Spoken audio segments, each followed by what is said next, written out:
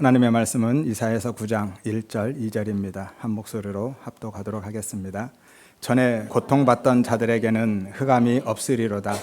옛적에는 여호와께서 스불론 땅과 납달리 땅이 멸시를 당하게 하셨더니 후에는 해변길과 요단 저쪽 이방의 갈릴리를 영화롭게 하셨느니라.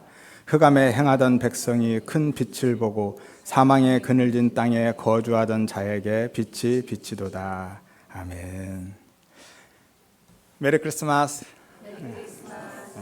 주변에 계신 분들과 인사 나눌까요? 메리 크리스마스. 눈도 좀 맞추고 메리 크리스마스. 그런데 매년 드리는 질문이지만 정말 메리 크리스마스가 맞습니까? 메리 크리스마스의 뜻이 뭐죠? 기쁨으로 그리스도를 예배하는 날이 메리 크리스마스인 거예요. 마스가 라틴어 미사에서 왔죠. 예배입니다. 그러니까 우리의 구원이 되신 예수 그리스도를 기쁘게 예배하는 날이 메리 크리스마스인 거죠. 그러면 정말 기쁘고 감사한 마음으로, 그렇게 행복한 마음으로 이 성탄 예배에 오셨는지요? 다른 사람들은 몰라도 우리 교회 성도님들은 그러셨으리라 믿습니다. 오늘 본문을 나누기 전에 아직도 궁금해하시는 분들이 계셔서 잠깐 설명드리고 가야 할 부분이 있습니다. 우리 교회는 성탄 장식을 안 하는데요.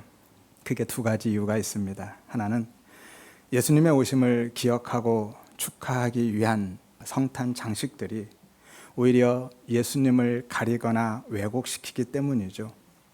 예컨대 개역교회에서는 십자가를 걸지 않는 것과 같습니다. 왜냐하면 복음의 중심에 있는 십자가조차도 형상화되는 순간 예수 그리스도로부터 우리의 시선을 가리거나 왜곡시키거나 분산시키기 때문이죠.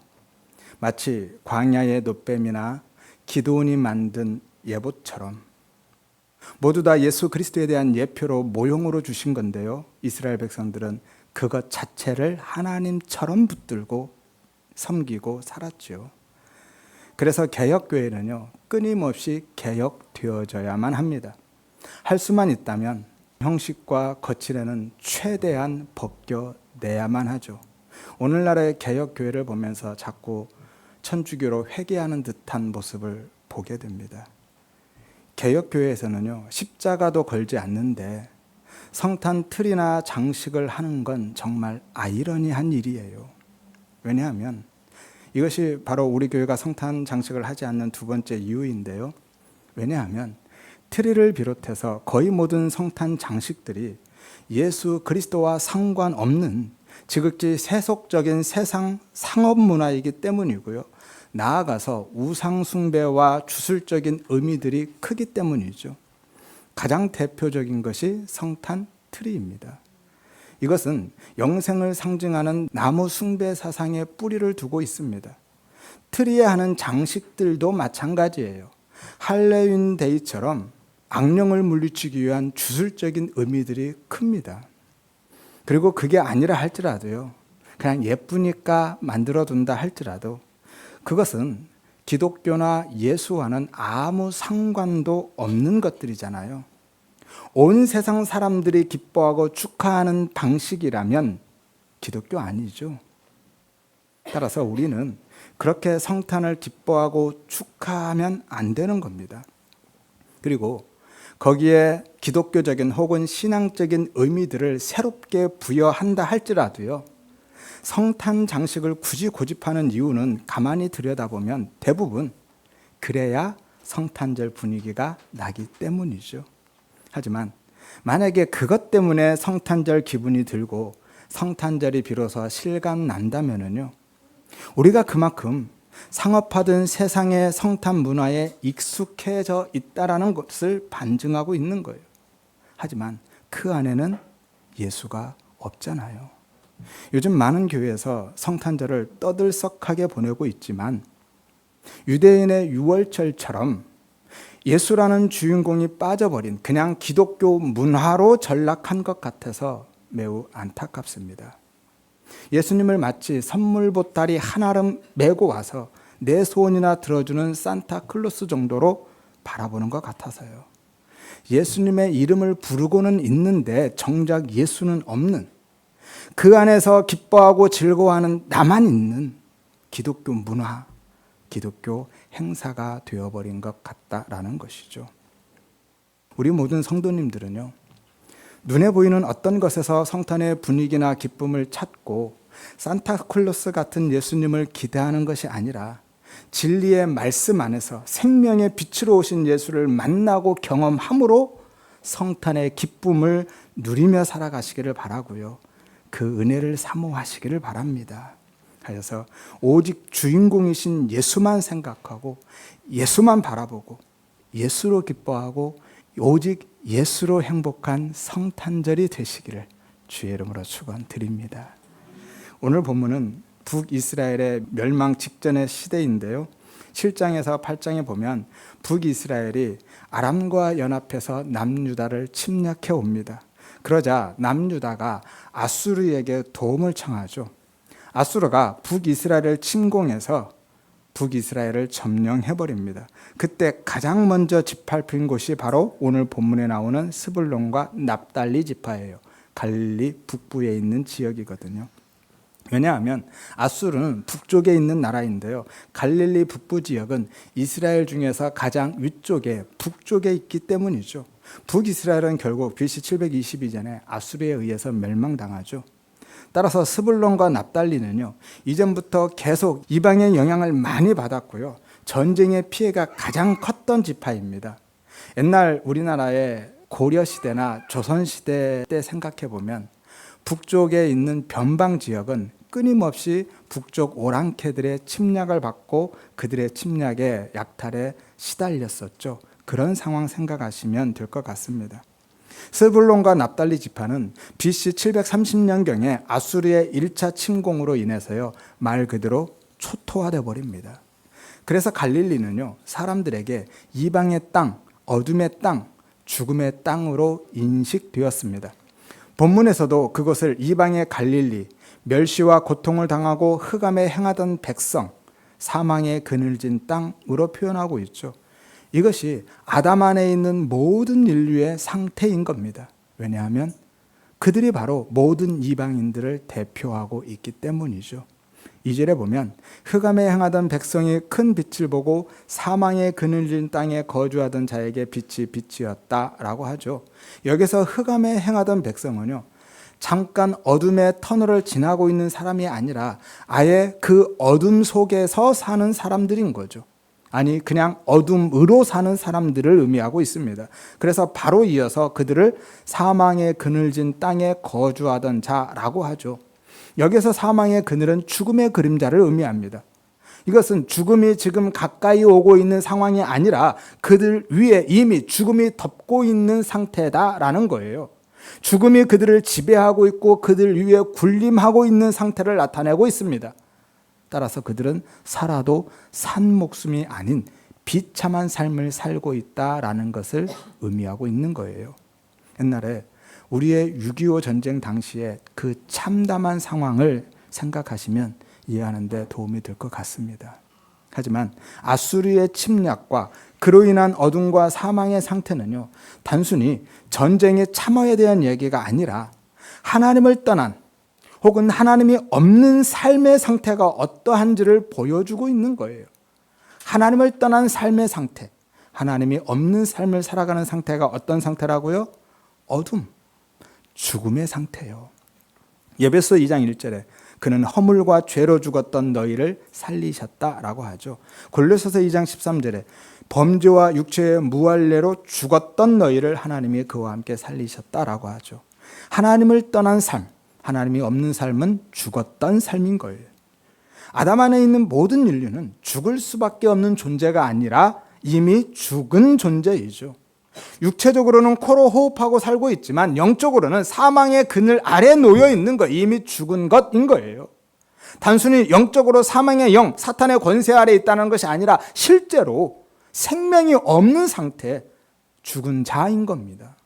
왜냐하면 진짜 생명은 예수밖에 없기 때문이죠. 요한복음 1장 4절에 그 안에 생명이 있다라고 하죠. 예수 안에만 생명이 있는 겁니다. 요한복음 14장 6절에 내가 곧 길이고 진리고 생명이다 라고 하시죠. 나만 생명이다 라는 거, 예수만 생명인 거예요. 다른 생명 없습니다. 그러니까 우리의 생명은요, 진짜 생명이 아닌 거예요. 예수가 없는 삶은 진짜 생명이 있는 삶이 아닌 겁니다. 그럼 뭐예요? 예수가 없는 사람들이 가지고 있는 그 생명처럼 보이는 그거는 뭐죠? 그냥 코에 있는 호흡에 불과한 겁니다. 그냥 목숨이에요. 목에 붙어 있는 숨에 불과한 거죠. 진짜 생명 아닙니다. 철학에서는 이것을 존재한다라고 하는 거예요. 따라서 예수를 믿지 않는 사람은요, 진짜 생명이 그 안에 없기 때문에 생명이 없는 자, 죽은 자인 거예요. 그리고 예수를 믿을 때 예수의 생명이, 생명이신 예수가 내 안에 들어와서 내가 생명이 있는 자, 산 자가 되는 겁니다. 내가 가지고 있는 생명이 업그레이드 되는 것이 아니라 나는 원래 생명이 없다니까요. 예수의 생명이, 예수가 생명으로 들어와서 내 생명이 되어주는 거고 내가 산 자가 되는 거예요. 그런데 어둠과 사망 가운데 놓인 그 절망적인 상황 속에서 오늘 말씀이 선포되고 있는 거죠. 2절을 다시 보세요. 흑암에 행하던 백성이 큰 빛을 보고 사망의 그늘진 땅에 거주하던 자에게 빛이 빛이었다라고 말씀하죠. 어둠 속에 살던 사망의 상태에 놓여있던 그들에게, 우리에게 어떤 일이 일어났다고요? 빛이 비쳤다. 여기서 빛, 오르라는 단어인데요, 창조의 첫째 날의 빛과 동일한 단어입니다. 넷째 날의 빛은요, 마오르라는 단어를 쓰죠. 전혀 다른 단어입니다. 그러니까 여기서 빛은 가시적인 빛이 아니라 빛의 근원으로서의 빛을 이야기하고 있는 거예요.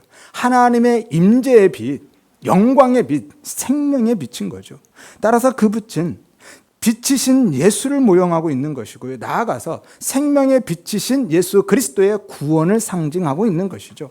요한복음 1장 4절에 그 안에 생명이 있으니 이 생명은 사람들의 빛이다 라고 말씀하죠. 9절에 참 빛, 곧 세상에 와서 각 사람에게 비치는 빛이 있었다라고 하죠. 이것이 예수 그리스도의 성육신인 거고요. 그날이 곧 성탄절인 거예요. 요한복음 8장 12절에 나는 세상의 빛이니 나를 따르는 자는 어둠에 다니지 않고 생명의 빛을 얻을 것이다 라고 하죠. 예수님이 참 빛이신 거예요. 여기서 참이라는 것은 거짓과 반대되는 참이 아닙니다. 모형과 반대되는 원형으로서의 참이고요, 부분과 반대되는 전체로서의 참이고, 불완전과 반대되는 완전 혹은 온전으로서의 참인 거예요. 빛의 유일성과 완전성을 강조하고 있는 단어이죠. 그러니까 세상에 있는 모든 빛은요, 전부 다 참 빛이신 예수를 모형하고 있는 거죠. 세상의 모든 빛은 다 가짜거나 거짓이라는 것이 아니라 그 빛들이 참 빛이신 예수 그리스도를 가리키고 있다라는 거예요. 따라서 오늘 이방의 갈릴리에 그 빛을 다시 비추신 사건은요, 단지 북이스라엘을 아수르에서 구원하시는 사건이 아니라 당신의 택한 모든 백성들을 어둠에서 건지시고 죽음에서 살리신 구원에 대한 예표인 거예요. 십자가 사건에 대한 예표로 주고 계신 것이죠. 그래서 예수님이 첫 번째 표적을 어디서 행하셨죠? 갈릴리에서. 첫 번째 표적이 뭐예요? 갈릴리 가나에서 물을 포도주로 만든 사건이죠. 예수님이 물로 포도주를 만드신 것은요, 어린 양 되신 예수 그리스도의 보혈의 피로 종말의 혼인잔치가 완성될 것에 대한 예표로 주고 있었죠. 그리고 그것이 어디였어요? 갈릴리 가나였어요. 요한복음 1장에서 말씀하신 생명의 빛이 그 이방의 땅, 어둠의 땅, 죽음의 땅을 뚫고 들어간 것을 보여주고 있는 것이죠. 그 본문이 바로 오늘 말씀의 성취인 거고요. 오늘 이사에서 본문 말씀을 성취하신 사건이 예수님이 갈릴리 가나에서 물로 포도주를 만드신 사건이다라는 거예요. 마태복음 4장 12절에서 16절 말씀입니다. 예수께서 나사렛을 떠나 스불론과 납달리 지경 해변에 있는 가버나움에 가서 사시니, 여기가 갈릴리죠. 이는 선지자 이사야를 통해서 하신 말씀을 이루려 하심이라. 일러스되 스불론 땅과 납달리 땅과 요단강 저편 해변길과 이방의 갈릴리여, 흑암에 앉은 백성이 큰 빛을 보았고 사망의 땅과 그늘에 앉은 자들에게 빛이 빛이었다 하였느니라. 어디 말씀이죠? 오늘 본문 말씀이죠. 그래서 예수님이 첫 번째 표적을 바로 그 갈릴리에서 행하셨던 거예요. 이 말씀 이루시려고요. 아무튼 하나님의 구원은요, 그렇게 주어집니다. 어둠 속에서 빛이 나올 수 없고요. 빛은 어둠 밖에서 비춰지는 거예요. 구원은 외부로부터 무조건적으로 그리고 일방적으로 그렇게 우리에게 주어지는 겁니다. 그래서 구원을 은혜의 선물이다라고 하는 거고요. 우리 모두는요, 갈릴리 사람들처럼 흑암에 행하던 칠흑 같은 어둠 속에서 그 어둠으로 살던 사람들이었고요. 사망의 그늘에 덮인 사망의 지배 아래에서 죽었던 사람들인데 그렇게 전적으로 무력하고 무능력한 사람들이었는데 그런 우리에게 생명의 빛이신 예수님이 그렇게 먼저 찾아와 주셔서 빛을 비춰 주신 겁니다. 우리가 빛 가운데로 나아간 것이 아니라 그 빛이 어둠인 우리를 찾아와서 비춰 주신 것이죠. 2절을 다시 보세요. 흑암에 행하던 백성이 큰 빛을 보고 사망의 그늘진 땅에 거주하던 자에게 빛이 빛이었다라고 하는데요. 이 말씀을 한글 성경어로만 보면 큰 감동이 없습니다. 원문을 보면 느낌이 전혀 달라요. 원문은 이 말씀 안에 우리의 상태가 어떠했는지와 그런 우리를 찾아오신 것이 얼마나 충격적인 사건이었는지를 여실히 보여주고 있거든요. 여기서 행하다와 거주하다가요, 둘 다 분사형입니다. 분사형은 아시죠? ing 형태인 거예요. 따라서 우리는요, 일시적으로 어둠 속에 들어가고 사망의 그늘에 덮여 있었던 것이 아니라 처음부터 지금까지 쭉 계속해서 어둠과 사망에 속한 존재였던 것이고 어둠과 사망의 상태로 있었다라는 거예요. 한마디로 계속 죽어 있었다라는 거죠. 이것이 인간의 전적 타락이고 전적 무능력입니다. 아담 안에 있는 인간은요, 누구도 스스로는 그 어둠과 사망에서 벗어날 수 없습니다. 우리 안에는 어떤 희망도 어떤 가능성도 없어요. 어둠 속에서는 빛이 나올 수 없다니까요. 사망 안에서는 생명이 잉태될 수 없습니다. 다만 어둠은요, 빛이 비춰질 때 물러가는 거고요. 사망은 생명이 잉태될 때 무너지는 겁니다. 그래서 우리 밖에서 외부로부터 큰 빛이, 생명의 빛이 비춰진 거예요. 이것을 은혜라고 하는 겁니다. 여기서 큰 빛은 위대하고 압도적인 빛이죠. 그리고 빛이다라는 것은요, 반짝이다, 빛나다, 밝히다인데 어원이 뭐냐면 터지다, 폭발하듯 나타나다, 섬광처럼 쏟아지다라는 의미예요. 그리고 중요한 단어가 하나 빠졌는데요. 알레헴이라는 단어입니다. 뭐뭐 위에라는 전치사예요. 그러니까 우리가 저 멀리 있는 빛 한 점을 발견하고 부지런히 열심히 달려가서 빛 가운데 나아간 것이 아니라 그 빛이 우리를 찾아와 주신 거예요. 그래서 우리 위에서 폭발적으로 나타나고 우리 안에 그렇게 쏟아져 들어온 겁니다. 마치 전쟁터에서 밤하늘을 대낮처럼 밝히며 터지는 수십만 쪽 조명탄처럼 그렇게 강력한 섬광으로 우리 위에서 터져서 우리의 삶 전체를 완전히 덮어버린 거예요. 이것이 빛이 우리를 찾아와 주신 사건입니다. 이것을 한 단어로 구원이라고 하는 거예요. 무조건적인 은혜인 거고요. 구원은 그렇게 주어지는 겁니다. 우리의 어떤 자격과 조건과 공로와 상관없이 우리의 의지와도 상관없이 수십만 척 조명탄처럼 우리 밖에서 폭발하듯 임하는 하나님의 주권적인 그리고 일방적인 은혜인 거예요. 그리고 그 빛이 너무나도 강력했기 때문에 우리는 그 빛을 외면하거나 거부할 수 없는 겁니다. 그래서 그 빛의 비춤을 받은 사람은 자신의 의지와는 무관하게 그 빛을 보게 되는 거예요. 이것이 불가항력적인 은혜입니다. 생각해 보세요. 밤하늘에 갑자기 머리 위에서 수십만 쪽 조명탄이 대낮처럼 밝히면서 터져버리면 그 빛을 안 볼 재간이 있냐고요. 내 의지와 상관없이 보게 된다니까요. 이것이 불가항력적인 은혜인 거예요. 따라서 구원은 우리의 자격 조건과는 무관합니다. 우리의 선택과 결단의 문제도 아닌 거예요. 오직 은혜로 주어지는 선물임을 믿으시기를 바랍니다. 예수님이 오늘 우리를 그렇게 찾아와 주신 것이죠. 이것이 예수 그리스도의 성육신 성탄인 거예요. 예수님이 그렇게 우리의 어둠을 뚫고, 아니 우리의 모든 어둠을 찢어버리고 빛으로 오셔서 우리의 사망을 삼켜버리는 생명이 되어 주신 겁니다. 이것이 세상 종교와 기독교의 가장 큰 차이점 중에 하나죠. 세상의 모든 종교는요, 사람이 신을 찾아갑니다. 그것도 내 필요와 내 유익을 위해서 찾아가죠. 하지만 기독교는요, 하나님이 먼저 그렇게 우리를 찾아와 주신 거예요. 아무 자격도 공로도 없는 우리에게 무조건적으로 그리고 일방적으로 찾아와 주신 겁니다. 그리고 물리적인 성탄은 2000년 전에 그렇게 일어났지만 영적인 성탄은요, 지금도 매일 매 순간 하나님의 택한 백성들 안에서 그렇게 일어나고 있는 거죠. 그래서 우리의 어둠을 몰아내고 아담 안에서 죽었던 우리를 살려주시는 겁니다. 이것이 진정한 성탄의 의미이죠. 그리고 그 빛으로 인해서 더 이상 어둠에 거하지 않을 뿐만이 아니라 전에는 어둠 때문에 보지 못했던, 그래서 걷지도 못했던 전혀 새로운 길, 생명의 길을 보고 걷게 하시는 겁니다.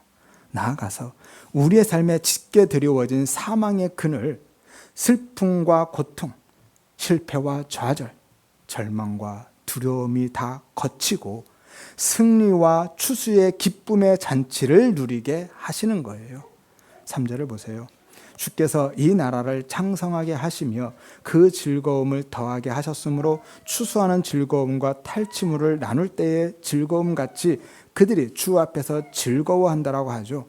여기에서 창성하게 하다, 즐거워하게 하다라는 것이 모두 다 완료형 시제입니다. 이미 그들이 승리했고 즐거워하고 있다라는 것이고요. 1절에서의 영화롭게 하다와 2절에서의 빛을 비추다도 전부 다 완료형입니다. 이미 일어난 사건으로 선언하고 있는 거예요. 그들은 지금 분명하게 전쟁의 참화 속에서 고통받고 있는데 성경은 이미 승리한 것으로, 그래서 그 승리의 기쁨을 누리고 있는 것으로 기록한다라는 거예요. 그들은 지금 아수르에게 짓밟혀서 있는 상태인데 하나님은 그들이 이미 전쟁에서 승리했고 그 승리의 기쁨을 누리고 있다라고 말씀하신다니까요. 4절도 마찬가지죠. 하나님이 압제자가 지은 멍에와 압제자의 채찍과 막대기를 다 꺾으셨다라고 하는데 여기서 꺾다도 역시 완료형 시제입니다. 북이스라엘이 완전한 승리, 구원을 얻었다라고 하고 있는 거예요. 그들은 아직 아수르의 잔혹한 압제하에 있는데 하나님은 그들이 이미 그 압제에서 벗어나서 승리의 기쁨을 만끽하고 있는 것으로 표현하고 있죠. 미래에 되어질 일에 대한 예언으로 주고 있는 것이 아니라 현재 되어진 일에 대한, 이미 일어난 일에 대한 선언과 선포로 말씀하고 계신 거예요. 이것이 바로 삶 속에서 생명의 빛이신 예수 그리스도의 성탄을 경험한 사람들에게서 일어나는 변화이고 우리의 진짜 현실인 거예요. 전에 한번 말씀드렸죠. 우리의 진짜 현실은 눈앞에 보이는 현상이 아니라 영원한 묵시 속에서 하나님이 이미 완성해 놓으신 그 일, 그래서 반드시 그렇게 이루어질 일이 우리의 진짜 현실이라고요. 지금 북이스라엘 백성들은 아수르의 압제 안에 있는 것이 현상입니다. 현재 그들에 있는 현상이에요. 그런데 하나님이 그들에게 주신 진짜 현실은 이미 그 압제에서 승리해서 승리의 기쁨을 누리는 것을 그들의 진짜 현실로 주고 계시다라는 거예요. 그리고 그것을 지금 우리의 현실로 바라보며 사는 것이 믿음이라는 거죠. 히브리서 11장 1절에 믿음은 바라는 것들의 실상이고 보이지 않는 것들의 증거라 하는데 바로 그 말씀의 의미입니다. 아직 오지 않은 것들과 보이지 않는 하나님의 말씀을 이미 이루어진 것으로 확신함으로써 현재의 삶 속에서 그 말씀을 실제하는 것으로 붙들고 그 말씀을 따라서 살아가는 것, 이것이 믿음인 겁니다. 눈앞에 있는 상황이나 상태가 아니라 하나님의 말씀을 진짜 현실로 인식하고 붙들고 살아가는 것이고요.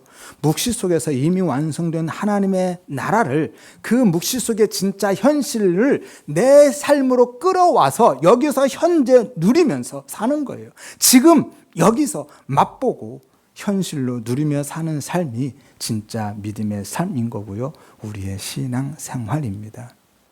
생각해 보세요. 하나님이, 신실하신 하나님이, 영원하신 하나님이, 전능하신 하나님이 우리에게 약속해 주신 거는 반드시 현실로 일어날 거잖아요. 그리고 영원 속에서는 이미 일어난 일이잖아요.